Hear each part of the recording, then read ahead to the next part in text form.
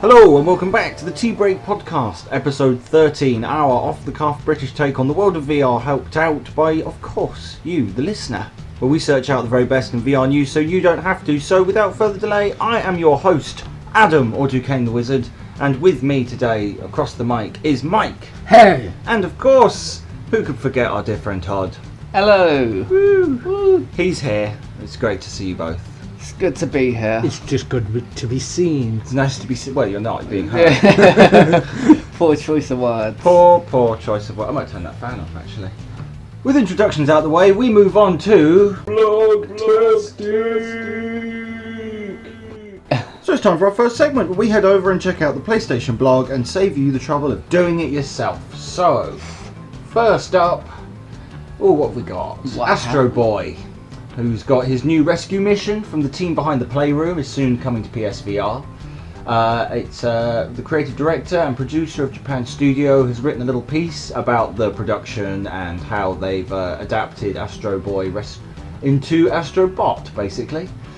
So you've seen this, I think, at E3. I think it's wonderful. I love these little robots. I think they're adorable. Yes, adorable is the word. Do you remember it, Tom? Yeah. I mean, when I had the camera, like these were the little bots that you'd play with. That's through true. that, and it's good to see Sony getting a mascot again. Yeah, it's a good point because VR doesn't really have a mascot, and I do like it as a character.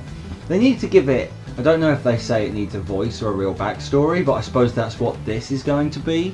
Apparently it's a really long game. They've said it's going to be like 15-20 hours, and that's a fairly chunky experience, even by Not normal bad, game no. standards. So there's lots to look forwards to there. It's got loads of platforming. It's basically Mario. Yeah. It has an underwater level. But that looks really good anyway. I'm really looking forwards to getting my hands on that, and we'll have that up on the channel once it comes around. Next one up, we wipe out the Omega Collection, which now has a demo, which is a great thing to have because not many people are really playing certain games, and there haven't been a sort of a real demo thing going for a long time. So the idea of there being demos for VR I think is really good, because I'd like to have been able to test games before I bought them, because some of them are a bit, you do have to take quite a stab in the dark. They're a bit all over the place. I agree, definitely. It's nice to see a demo in general. Yeah, that's what I mean. The age of the demo passed some time But ago. that was fun. The thing about getting the demo discs, wasn't it? Yeah, because it was nice to get a taster of something without having to pay for it. Like, we have to go over the idea of what demos are all over again because it's been so long. And it's also a good opportunity for those people to try it who, may go, maybe at the end of the month I might put a bit of money away for this, but I've got the demo so I can see what it's like now, so know whether I'm wasting my money or not. Yeah, A little free sample. A little free sample, exactly. Do you get demos on the Nintendo store? Or anything like that? There's a special search for games with demo option for when you're searching. So there are a few demos. I mean, Octopath Traveler's been on there forever with its demo. Oh yeah, I suppose that's... To be fair, if you had Skyrim as a demo, do you think you'd have played it sooner than getting round to it when you did? Probably. Yeah, because it's I just wondered because it's one of those things. Because if you bring it back into context, because we're not all VR gamers, we have to drag some flat gamers out from the background. Sorry. Next on the blog, 13 PSVR games compatible with the PlayStation Moves that are even better with motion. Obviously, the first one is Elder Scrolls Skyrim, Yes. which is completely changed by having motion controls, as I'm sure both of you can actually vouch for. Yeah. How have you found the controls so far? We'll go for Mike first. Tell me how you found the controls using the Move. I really enjoyed it. It took a little bit of going, where's the button? Yeah. But, once you remembered where they were, it was fine. But the controller was also comfortable. Yeah, I suppose that's a good point. You're not wrong. Having the controller option is a really good thing, but not all games seem to allow it's one or the other, so there are quite a few. You've got a playthrough, don't you, Todd? Yeah, You've begun a playthrough. You've started having a go at it. Wandering around going, oh, this is nice. You tried a bit of both, didn't you? Controller and moves. Yes. I do like the moves. It's nice to have actual hand movements and stuff. And there is an update today, but when I went to see if it was there, it wasn't. So there will be an updated version of the game coming, and on that they're updating the Move controller configuration just to make the buttons a bit easier. So I know that we've all seen that, but for the listeners who aren't aware, do go check out the blogs. They'll have all the update details there, or come and check us out on the Facebook group, where we also have all of the details that we find as we find them, because we're nice like that, aren't we? Yes. We've also got Batman Arkham VR, which uses Move controllers, so you can pull on the cowl to solve crimes and explore Gotham. I didn't actually know that you use the Move controllers in that, but I guess you'd need to. You have to pick things up. I was going to say, I sort of guessed that. Yeah, that's fair enough. Until Dawn, Rush of Blood, you got the guns, that's cool. Yeah. Haven't played it myself, but we disagree with the concept. It's a rail shooter, really, so yeah, it's fine. But rail shooter. Always good to have a gun that's in a physical position rather than just, using a Move controller. Like a Move controller, just a regular controller, but as a Move, because they have the light on them, so they get tracked, don't they? Yeah. So it's a bit weird. Res Infinite, which also uses Move controllers. Does it? Apparently. Star Trek Bridge Crew, which really wouldn't be the same without controllers. I don't know if you can play it without. I think the option exists, because you can use it like the menu in front of you, just like a display, and move around it with a cursor. I think you can. So you can play with a keyboard, I think, on PC. So it's got to be compatible in some way with just a controller, because PC is more complicated. Moving on. Tethered, which has Move controllers as well. That's the God game that I think we all actually had a go at. We had the demo. It was on the demo disc way back when. I had a go at it as well. But you had the little lemmings that want to kill themselves, throw themselves off the island if you don't keep them happy. Oh, that sounds horrible. It is. It's unpleasant. It's a weird one, but it's quite adorable in a sort of funny way. Archangel number 8, where you pilot a mech. Pilot a skyscraper-sized, weaponized mech battling robotic foes across futuristic America. Another one that I haven't actually played. I've seen little bits of gameplay. You've got hands, but that's so you can control the mech with your arms. Okay, so using them as like joysticks, which I really like the idea of. That might be one that down the road we pick up and all get to have a go at of piloting our own mech. But meh. Surgeon Simulator. Obviously, you're going to need hands for that. Yeah, it'd be difficult without. I feel like it's going to be very different. I mean, usually there's the whole awkward controls that make it like more fun. Otherwise, you're just doing surgery. Yeah, I'm not sure. Pick them up, unless the controls reverse or something every now and then. But that would be silly. You have a point though, Ash. You do have a point, because if you're doing eye surgery, the whole point of the game is that it's difficult to use because you're on a keyboard. Yeah. So if you're using your actual hands in the real world, you're just going to pick up the knife and complete the surgery. You won't do all these like wavy movements, knocking stuff over, because you just pick it up and unless there is more to it. I'm not sure, but you get to use Move controllers, so there's something else to look forward to. The Assembly, which is a walking around in a sort of experiments room. So there's a laboratory underground, you have hands. It's a very Skyrim-esque game, so you get to walk around using Move controllers on that. Okay. Rengi, which we got to review a little while ago, that's a puzzle game where you get a stick. And you sort of point the stick and it does sort of a magical bolt of energy. Oh yeah, I think I might have seen a bit of that. Yeah, and that allows you to manipulate the world around you to do and solve puzzles. It's all very bright and colourful. Kind of looks like it's all set in a sort of Africa, would I sort of say? Sort of reminds me of sort of African villagey type place. Inspired by African folklore. Yeah, well there you go. See, that's what I get. Solved.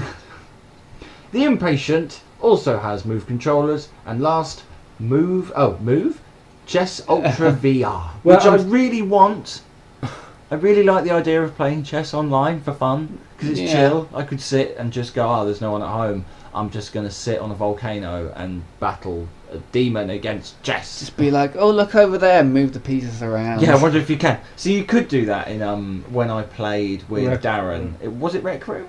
I don't think it was. I think it was the other one. I think it was Sports Bar. Yeah, Sports Bar. Sports Bar VR. There's a chess board, but the pieces are just pieces, so you can cheat.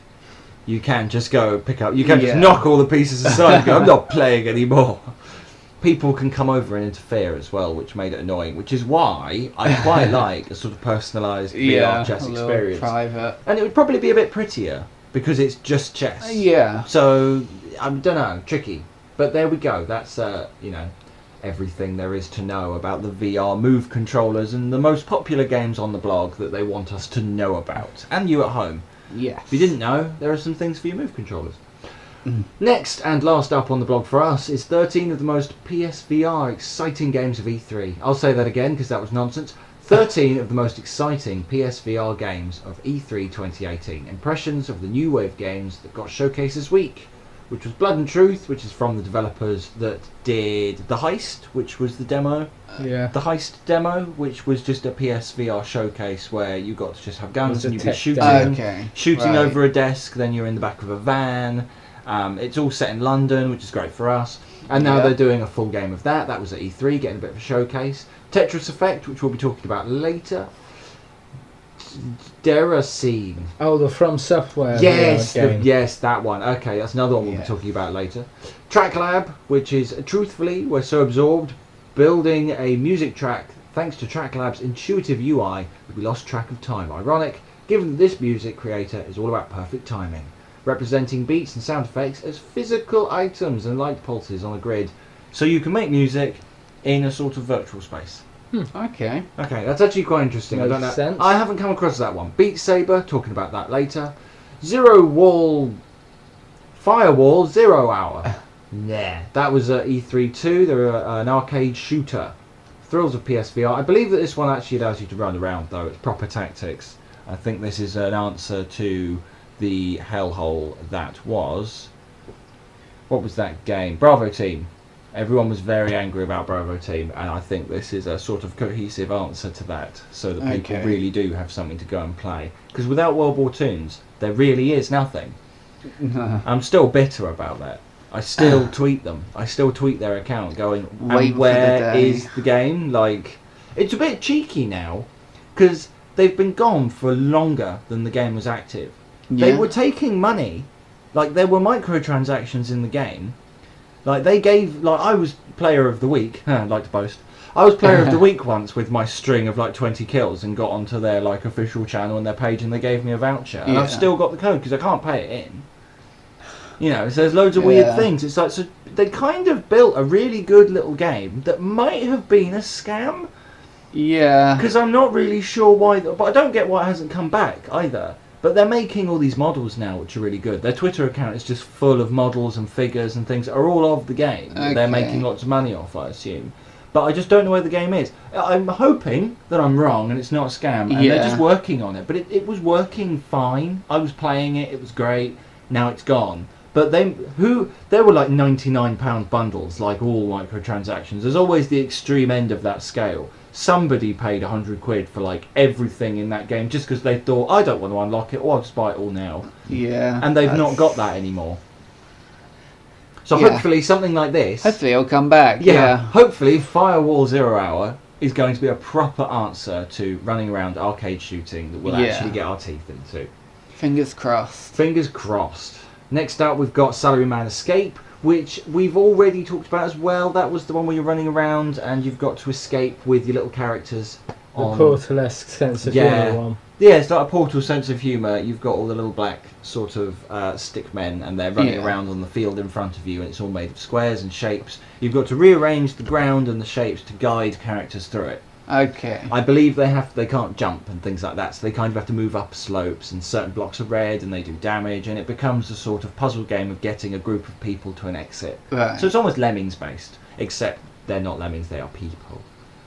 Astrobots, which you already know about. The Persistence at last is finally going to be sort of on its way soon. That's the Dead Space PSVR game. Okay. Not really, but might as well be, where you get also the 2-player mode, where one of us would be on the second screen playing on the telly, and they get to guide the other person through. Oh, but, I remember you saying now. But if they, you know, for the people listening who didn't see the other podcast, basically you wake up in a ship, basically the same as Dead Space, and you are told by the AI that a black hole is nearby and that the ship is being warped and the layout is changed. So each time you die, you do the whole thing again, randomly generated, the excuse being this black hole is warping the layout of the ship. And you and your mate, preferably if you've got friends, we all have friends, we like to think. If you're not, I'm assuming in VR they'll do multiplayer split screen, I would have thought. It's got a 2-player mode, so maybe they'll have an online for that. But the main issue is that one person will be on the telly, and they'll be able to direct the person in VR through these randomly generated environments and avoiding enemies, but whilst also placing their own enemies to catch and kill the main character. And if you manage to kill your mate in VR, then you get points for it, not the game and not them. So there's almost... So it's not just like 2-player co-op, it's actually co-op. Like the other person is another player, which I quite like. It's something that we've not really had much of in VR, having the sort of split-screen experience. Yeah, there needs to be more of that. It seems like a no-brainer. Yeah, there was the Don't Talk and Nobody Explodes? Yeah. The bomb? Yeah. That was in VR. We could do more of that, because we never did much. I don't think I ever recorded any. That was back when I first bought the headset, and I thought, well, this is nice. But it was really difficult, to the point where we couldn't be bothered to sort of go through with the challenge of it for no reason. But now, with the channel to sacrifice our lives to, we could probably drag ourselves through that with some alcohol or something. That would probably help. We don't condone drinking here at the VR sofa, but it's it helps the bomb defusal. It helps with bomb defusal. That was well done. Last up, we have Creed: Rise to Glory, which was also announced at E3, and that is a punching game based on that film. Mike, explain. Rocky spin-off Creed. Thank you, great. Well, there was a Rocky spin-off, basically. Was it actually a spin-off of Rocky entirely, like the actual film? Or was it... Because Sylvester Stallone returns as Rocky. Oh, okay, so it's physically like Rocky 9 or whatever they're on. Yeah, okay, but it's the next generation. But this is a VR boxing game based in that universe. So we don't really know about story or anything. It looked like there were some sort of being punched out of your body, being blacked out and waking up. So I think there's some gameplay elements to it that are slightly more endearing than just punching. So if you're really into the idea of getting into a boxing game, that's certainly one to keep your eye out for. You're also going to need a bit more room for it, I would have thought. There's going to be a lot of broken fish tanks. Yeah. I'm worried about my fish tank when I'm playing Skyrim. I point at it fairly often and I touch it with a move controller and like, it's just here. A glass and then the water, it's just here. That keeps me fairly on my toes. Well, that just about wraps up the blog. If you wanted to check out anything we just talked about, head over to playstation.com/category/PlayStation VR. Don't ask me why. You think they just call it PlayStation Blog. But no, it's got that. But for now, we ask,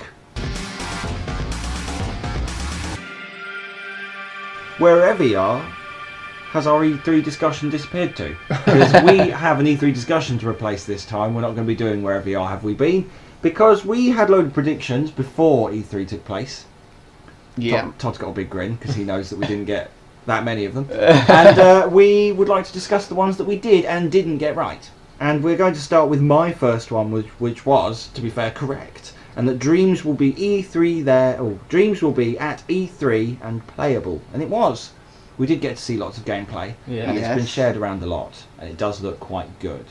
I'm still trying to convince you, aren't I, Todd? Yeah, I'm just not a creator, really. Yeah, it's a difficult one, because for all of their trailers, from a perfectly legitimate point of view, for all of their trailers saying that it's all about...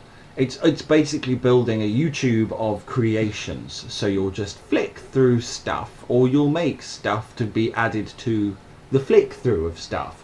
But for all of the trailers, it's really difficult to convey across, and people like yourself, Todd, just who don't feel into that, probably are never going to buy it. So it's a difficult one, because I don't know, what would they need to do to add it? What would it need? I don't know, really. What's missing? Because Mario Maker, say... Yeah, to be honest, I didn't play that much either. Oh, did you not? After buying it, to be fair. It lasted fair. for a little while. Yeah. Did you get rid of it? No, because it's downloaded on my DS. Oh, I see. That should come to Switch. There. It's amazing that isn't on Switch yet, actually. Now I'm thinking about it. You'd think it would be. Yeah. But slightly off topic on a PlayStation VR podcast. Next up, we had Mike, who said that Fallout VR was going to turn up, and he was wrong. I was. You were erroneous. There was no PSVR Fallout 4 at E3. No. We were wrong.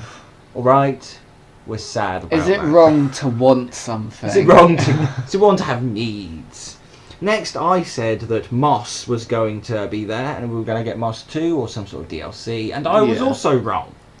That did not occur. We didn't see anything to do with Moss, and it was a bit of... I was not let down by that, but I did somewhat expect to see something from those people. We did get that giant thing, giant ghost. I think that's coming up on our next segment or so, when we're going to be going through games that are in development, and we've got all the games that were announced at E3 coming soon as well. We'll be talking about those.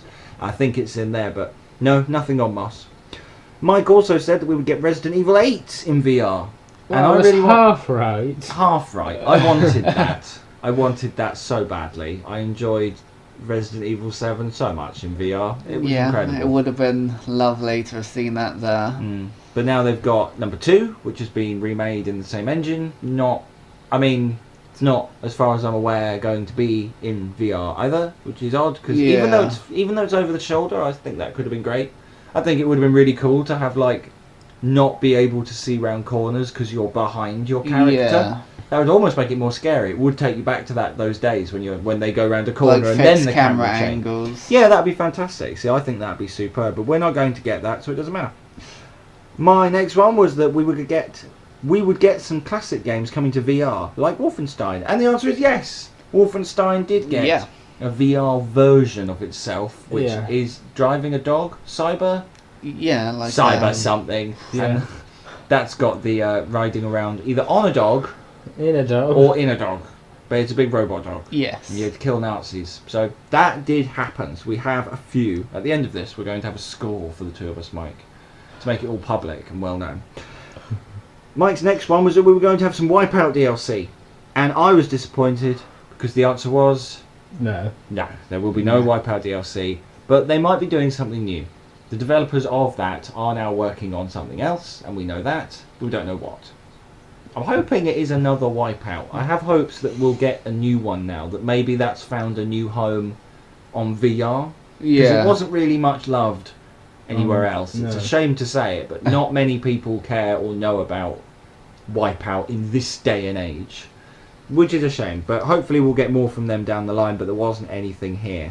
My next one was that PSVR would get more sort of Plus coverage. It was going to turn up on Plus as a monthly thing. And I will take this as a yes, because it wasn't at E3, but they did say that that's going to happen down the line, and obviously with dropping the PlayStation 3 games from being on the Plus, there's more room, and they want to make... They've upped their prices for Plus as well a few weeks ago or a few months ago, so it's gone up slightly, so that they can, I assume, include slightly larger games. Yeah. Because if they're going to charge more for it, they're going to have to give more away. And I think they're thinking to themselves, maybe we're not charging enough now. They're going, this isn't actually fair. We're giving away more than we're getting back. Every single account is getting, God of War 1, 2 and 3 to get them into the idea of buying God of War 4. So actually, that's a lot of games that we're giving away, and they're not buying them anymore. Which is difficult in the digital marketplace that we live in. Mm-hmm.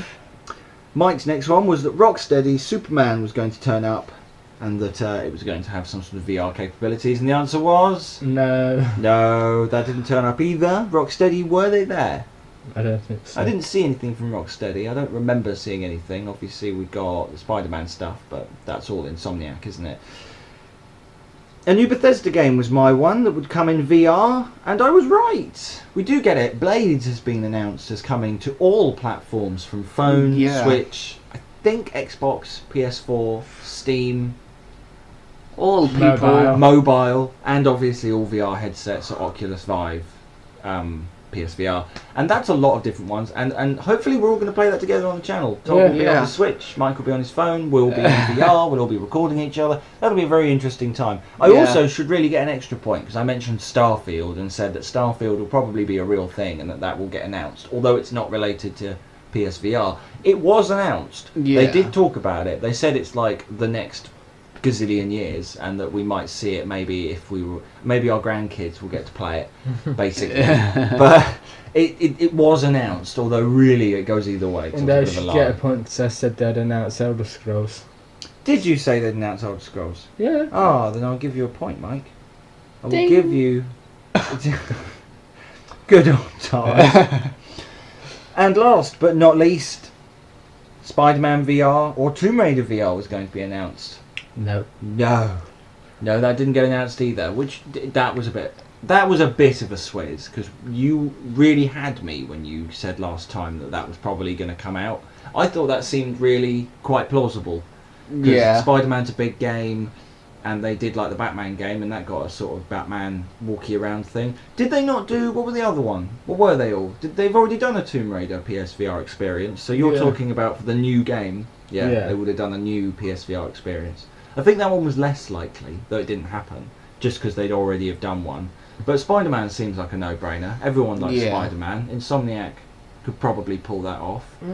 They don't think they've done anything in VR though, Insomniac, at all. Because obviously Ubisoft have even done a bit of VR here and there. Loads of companies have dabbled, like Eagle Flight was Ubisoft. Yeah. So lots of strange things have come out of little bits of the woodwork. But I don't think Insomniac have done any VR at all. So it might be that they won't bother simply through why risk it? We don't have a VR department. Like lots of other game companies are starting to develop it. Which is another reason why I don't think VR's going anywhere, to be fair. Because once you put 4 million quid into a department for it, you're gonna at least try and use that equipment. Yeah. And the final scores. Adam got 4 out of 5. Woo! And Mike got 1 out of 5. Yeah. Because your prediction about Elder Scrolls was correct. It did get announced. I mean, technically it was announced. We knew it was coming anyway. It was a matter of time. Yeah. Just how many more Skyrims were we going to see before? Yeah, the Skyrim Alexa was very amusing. That did make me laugh. Yes. It almost makes me wish that I was a conglomerate sort of consumerist. Yeah. And I had an Alexa and all of these different things dotted around my home. It'd be cool to play like Skyrim in the bath. It's like, Alexa, 2 feet forwards, just washing your hair. A dragon attacks you. Bow and arrow. But yes, our E3 predictions were okay. We did all right. I think we got 4 out of 5 isn't bad on my part, and you got 1, so we got half of them. So a score from the VR sofa is 5 out of 10-ish. 50% chance of being correct if you follow this podcast.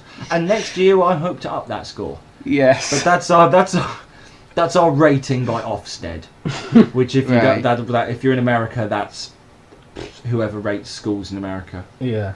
I don't know. I don't know. I feel like I should know. Yelp. Go into the yellow pages for like school ratings. Yeah. Moving swiftly on from our ramblings in England, I have a list here in front of me of upcoming games which can only mean one thing. All those bits get replaced. They'll never hear the gibberish we say under the top of the sound effects. Shout out to the PlayStation Prospect, who, as always, being our go-to for what's to come. Go check them out on Twitter and, of course, on their YouTube. We've got a lot to talk about this week. So, without further ado, Toy Clash, which is basically one team versus another. Yeah. I don't know why they didn't use a bigger map for this. From what we've seen, for the people listening at home, it's people with 2 move controllers. You're dropping little characters down on a small semicircle, and they're working their way from left to right, while another group of people are working their way from right to left. It's very similar to those games that you see on mobile, where it's like a wave of tanks going up and a wave of tanks coming down. It feels a bit lowbrow, considering the size of the arena, what looks to be fairly uncomplex gameplay. Opinions? It looks alright, but not for me. Somebody will enjoy it, I know that. It looks alright, but it looks a bit simplistic gameplay. Yeah, but if you probably say this comes out on Switch, would you get that? No. No, so that's probably a downvote from us then. Next, we have a game made in the Unreal Engine called Vellore Verstand. No, possibly called Vellore Verstand. Blatantly made in the Unreal Engine by, I would say, an amateur, but I don't want to poke the finger really. But it looks similar to the sorts of things that we used to make when we were tinkering around in the engine in our youth.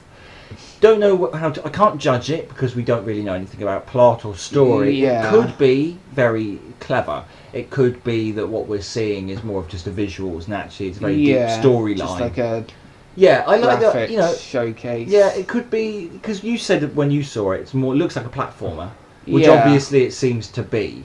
So Mario first person would end up kind of looking like this. It's going to be a funny looking universe to run around in. So maybe it could work. But from what I'm seeing, a very simplistic, basically a demo. Whoever's made this is lucky to have it in development, but we will see when it turns up on the PSVR store if it's had any crazy improvements made to it, because it might be that it looks really a ton better. Really a ton better? Slap myself. can do better. Next we have Quiver. Quiver at the might of bring up my arrows. point from the last part. I'd like to bring up my point from the last podcast about VR games feel the need to have a bow now. You're not wrong. It is becoming a bit over everything, the idea of having a bow and arrow. Because I get the idea. Like, obviously, it's a very hands-on way of doing anything. But that other game that we saw, Apex Construction, that's like going around and shooting, like, signs and shooting buttons and things. Because you've got a bow and arrow, might as well make that the do button. And I'm like, yeah, but bow and arrow, it's not an end-all to gameplay, having a bow and arrow. But this looks like it's going to be a sort of online multiplayer game, so it's and somewhere Overwatch between... with bows. Yeah, I suppose Overwatch with bows. I'm not 100% sure. It looks slightly wave shootery, but we know that there is a degree of gameplay and multiplayer aspects to it. So if you like the idea of shooting everybody with a bow and arrow, this could be the game for you.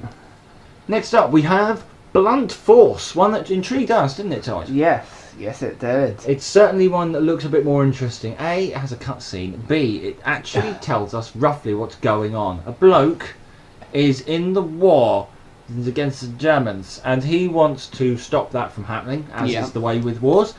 And he has a watch of some sort, and there's some time skipping, and he's trying to manipulate the world around him into trying to make the war better. I don't know if there's some similarities to Dishonored, where he has a sort of piece of glass in his hand and you can move yourself through to the same place but a different time. So it might be something like that. That's what I get from the trailer, that maybe we're going to be in one place, but you might be able to see it now, see it 10 years ago, see it 10 years in the future. Okay, I get it. Do you see what I mean? Yeah. Obviously from that trailer we don't know all that much, but we know it's very pretty. It looks like fairly Wolfenstein-y in a funny sort of way, running around with a shotgun, killing the Germans. Well, not the Germans, actually, the Nazis, because not just Germans. Germans are nice people. Yeah. My neighbour used to be German, and he was fine. Used to?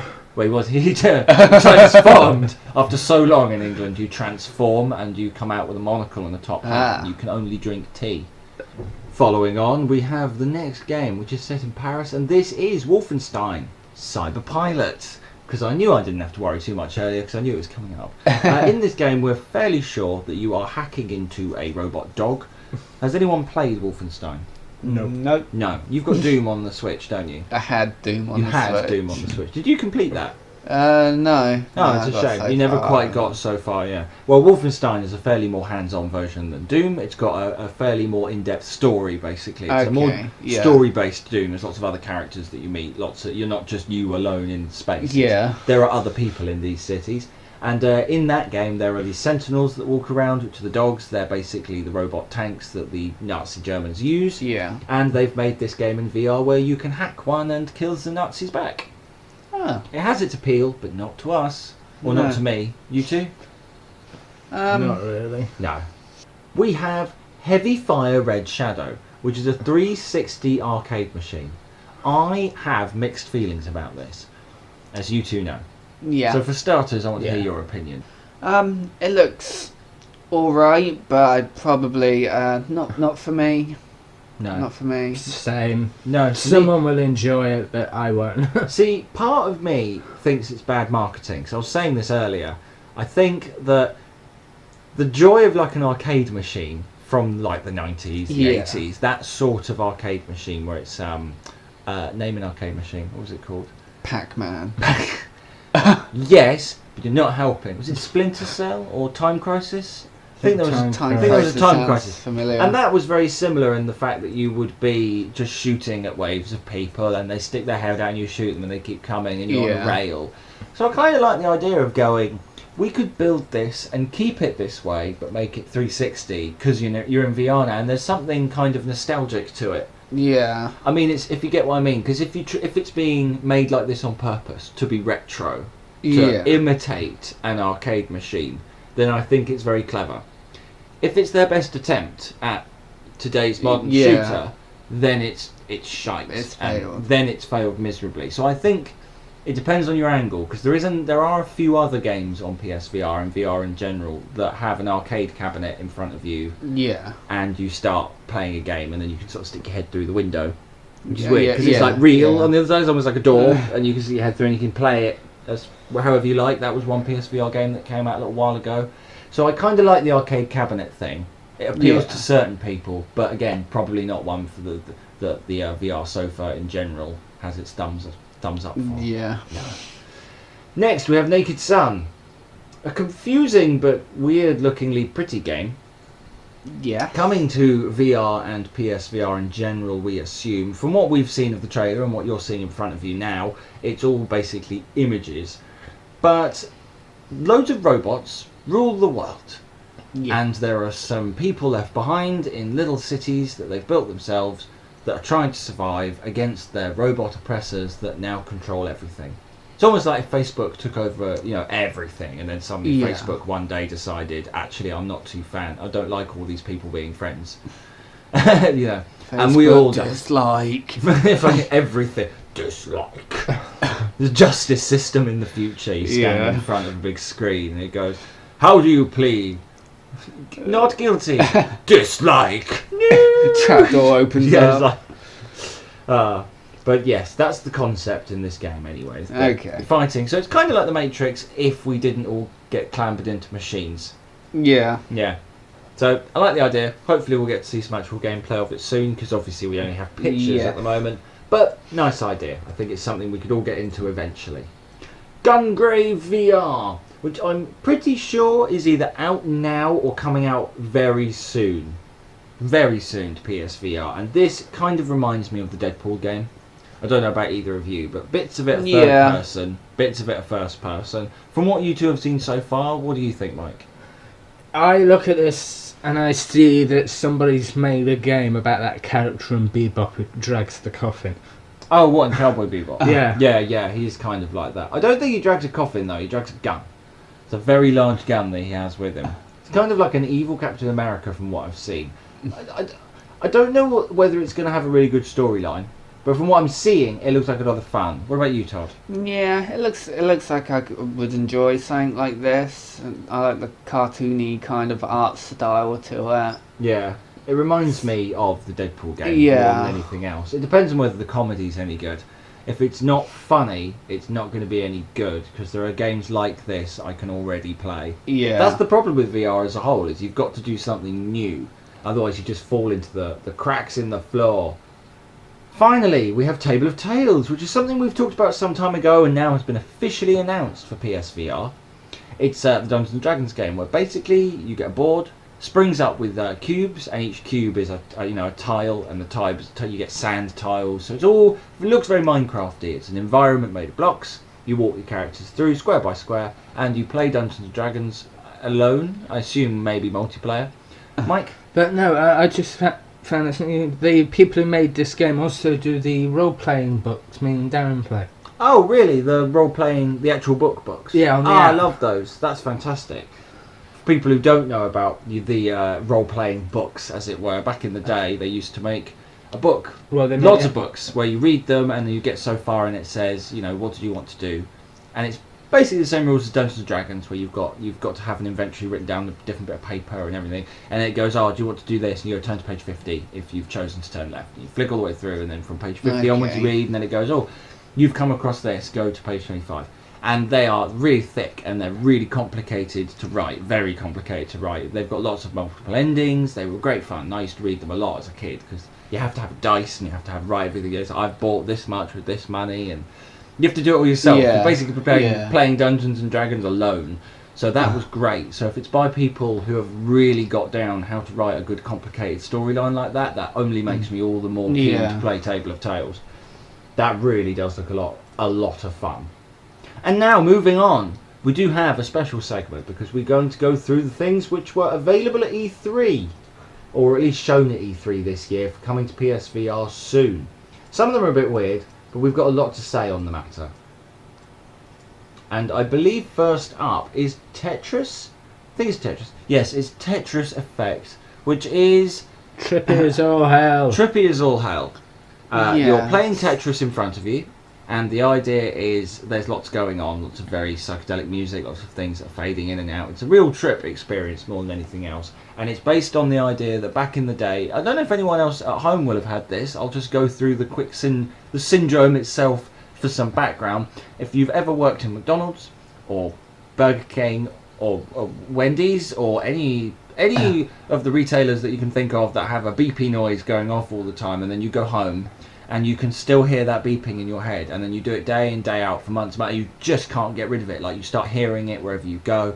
That is named the Tetris Effect, and it was discovered when the game Tetris came out, because people would play Tetris, and they started to do experiments on people who had no memory, and people who had memory, people who had been lobotomized, people who were insane. They gave them Tetris, and they'd all come back with the same results, which is really freaky. So people could go, who had no memory and can't remember playing the game, will go outside and the next day still go, oh, I'm seeing like little triangles and shapes and things. And then they go, well, how do you feel? What are your symptoms? And I'll write down, and the symptoms matched people that have been playing the game for years.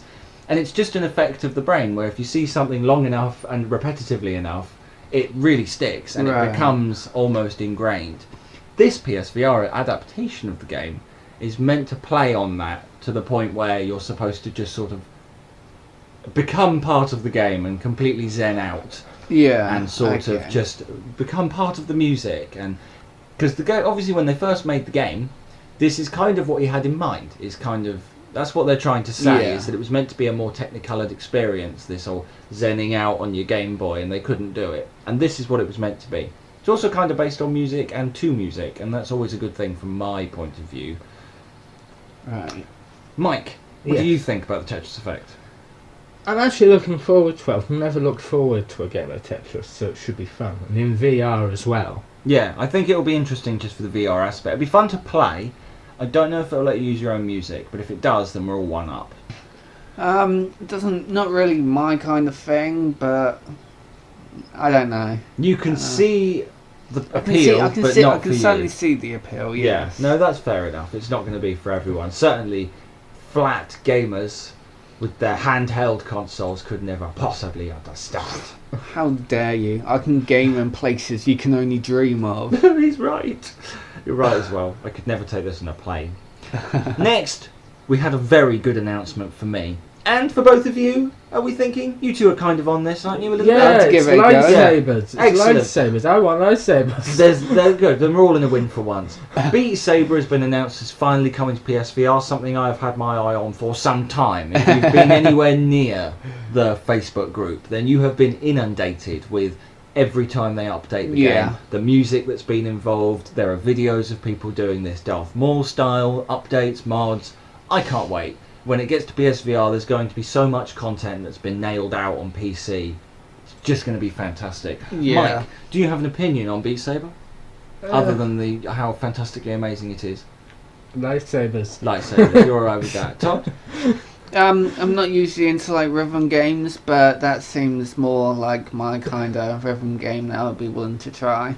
If you're going to cut things in half with lightsabers, then this is where you're going to do it. Yeah. Go start training unless somewhere. EA does something magical. Yeah, and actually does a damn Star Wars lightsaber game. It would be nice.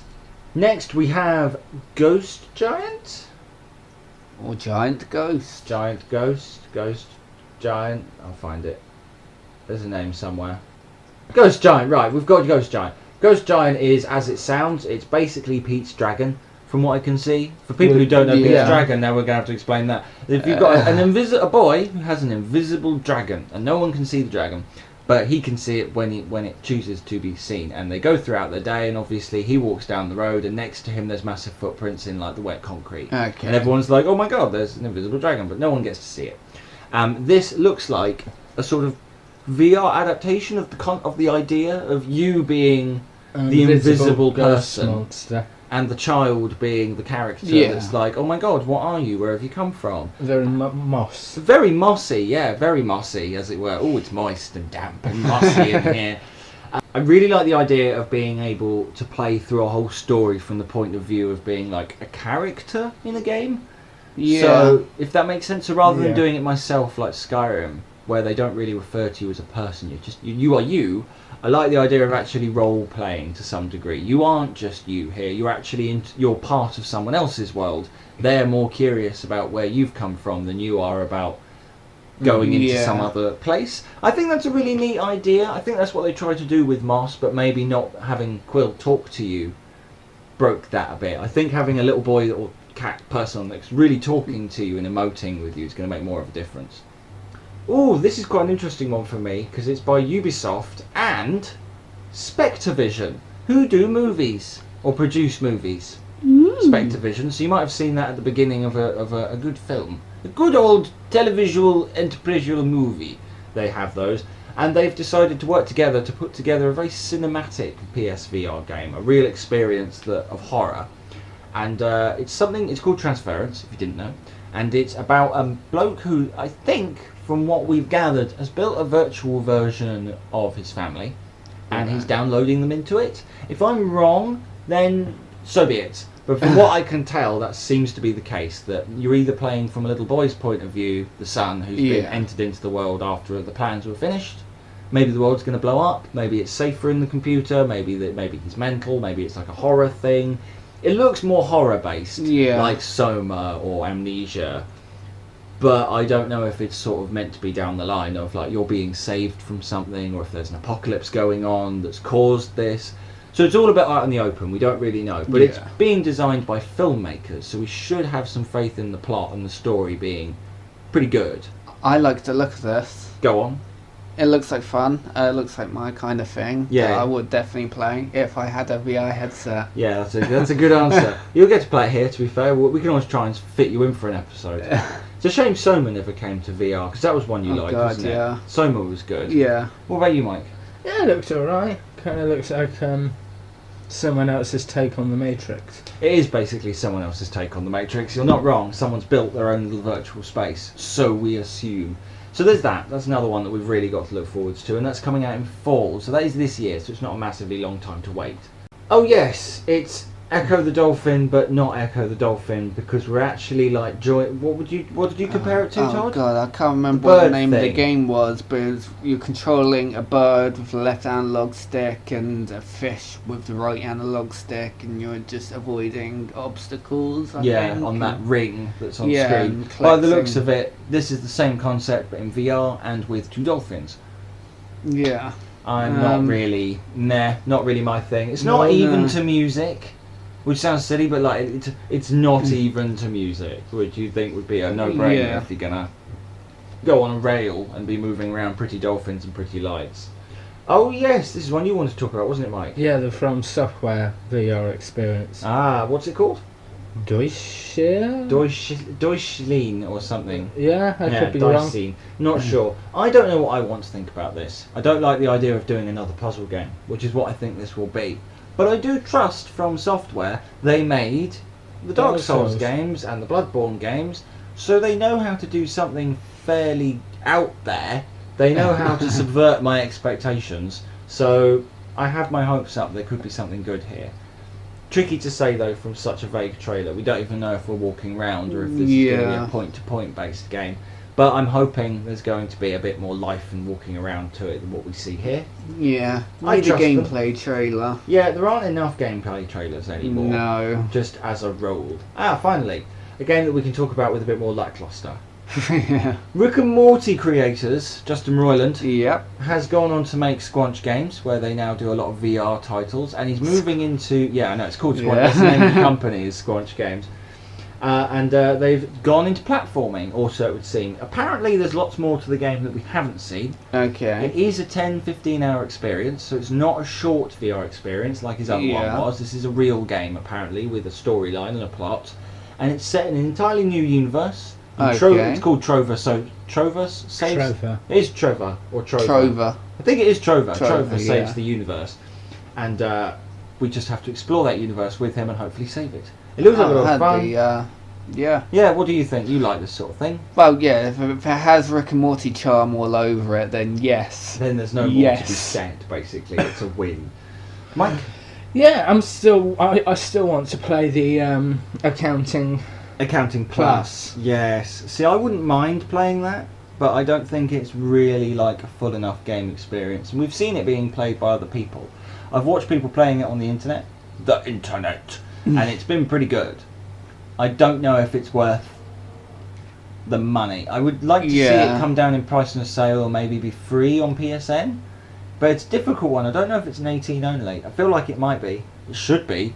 They're normally pretty. It was pretty out there, but they normally are with the Rick and Morty creators. So there's that. Well, that basically gets us out of the way though for all of the weird stuff that's coming out soon and everything that we saw at E3, and now you've got all of our crazy opinions on it. And on that weird and happy note, we move on to more personal matters. Remember, if you have a comment, question or suggestion for a topic that you want us to talk about, leave us a comment with your name and where you're from, or better still, subscribe while you're at it and hit the bell icon so you don't miss a video, and let us know on the Facebook group linked in the comment section down below in the description, where we are quite often, aren't we, the three of us. If you want to talk to any of us or ask us any questions individually, we're there. Also got Twitter, that's at the VR Sofa now, not at the Sofa of Adam, as of the crazy change to the look of the channel that we've had recently. So we've got lots of comments today, and we're going to read through a few of our favourites. First, from Caveman Joe Productions, who says, I've just finished my last exam. Now I've got a whole summer to watch the VR Sofa, and the new intro, thumbnails, are all awesome. Yeah, we'll have to let Taylor know that his work is going appreciated. Yeah, I do like the new intros too, the music, everything. Really proud of how those have come out. Think it's been fantastic. Glad they're loving the change. Yeah, change is good. Change is good. Not all the time, but some of the time. Some of the time. Change is good unless it's bad. In which case it is not, unless it is. Ah, the cycle continues. Woo! Lewis Knight, PSVR, says, this was hilarious. Great video, dude. Dance, magic dance. Awesome reference, which apparently someone else has been doing in VR videos. It was sent to me on the Facebook chat. Somebody sent me a link that said, oh, there's a guy doing his videos, and he also makes David Bowie sort of dancing references. And I was like, the foul? Similar tastes. I didn't know. It's just, I'm English. He was American, so at least I had more of a claim to it. I'm in the right country. We have home advantage. Yeah, home advantage. Seraphim 190 says, haha, great video, mate. I enjoyed it. 206 Lamafo. And that was where I also did my magic dance bit, and he also thought that was very funny. Lots of people thought that was very funny. I hope they don't think it was funny because I've stolen it, which I didn't. But still. Yeah. John Anfanov says, what a feisty wizard. Which I am, because a wizard is pleased to be getting through with Skyrim. A wizard is on episode... progress. Yes, a wizard is making progress. On my way to Riften as we speak, as of this moment. That's where I am. It's such a long way on foot, where I'm playing it, what I've started to dub hardcore mode. So lifelike conditions, sleeping at night, walking everywhere, not using fast travel. Yeah. That's how I call it. Like, I always stay in if it's night time. You don't try not to walk through the night. You've got Lydia with you. That's silly. Yeah. So I'm really pleased with how it's coming out. And I'm glad that people are enjoying it, because it's actually fantastic fun to edit and to make. Yes. Michael DeCicero says, love the Shadow Rabbit music. Shadow Rabbit is awesome. Shadow Rabbit is the best. Even you've seen that, haven't you, Todd? Yes, the Shadow Rabbit. He's brilliant. Reincarnated, like that one that I had to find. Yeah. God damn it, come back here and die so you can come back from the dead. For 1 minute. For like a minute, yeah, I really need to upgrade that ability. I wonder how much damage I wonder if it can even do any damage. What was it you did? You did Fury on a chicken. I used Fury on a chicken, and it just followed me because it couldn't actually attack me, so I just let the chicken follow me forever. Maybe I should try that. Where can I get... Is Fury... Illusion. So that's different. Yeah. Nah, it's a completely different skill tree. That's it not... is. To gain the wizard is not an illusionist. It is a conjurer. Cheap tricks. A conjurer of cheap tricks. Wait, what? How dare... And finally, but not the worst, of course. No. I'll say that again. Last but not least. Better. Michael613. God, he's in a long line of Michaels. Yeah. This is a brilliant episode. I love killing giants. And I don't know why. And the funny thing is, I really miss them once they're gone. So we all... Yeah. We kill them, and then I stand by their bodies and go, what have They're I done? endangered! what, endangered. They are as well. There's like 9 in the pool of Skyrim. You'd think that they'd be more protected. Or they'd respawn. They don't have a tag. Yeah. And a GPS tracker that's like stuck in their back that they haven't noticed but was put there by like people trying to work out their numbers and reading patterns. But anyway, Michael613 says, he finished by saying, I still haven't finished looking through, but this is another brilliant review. Which is a bit odd because I'm going to have to bring this up if you mentioned it, but they're not reviews, they're Let's Plays. No. Some people call them reviews. There's no I'm not star too sure. ratings. No, I'm not giving them a rating because I don't believe in a number. I don't see the point. Lots of people do, but I genuinely hand on heart think that you shouldn't give a score because there's no point. Like, IGN's 10 out of 10s for things and 5 out of 10s are always a bit. You're going to get close. People have different tastes. Yeah, but it's different. That's why we at the VR Sofa tend to try and do full playthroughs of whatever it is that we're doing. Because it's good to get a real look at the game, and if you don't want it spoiled, then obviously you can stop watching. But if you do want a real look at it, then you're not going to get a better place than here. Certainly not in VR games.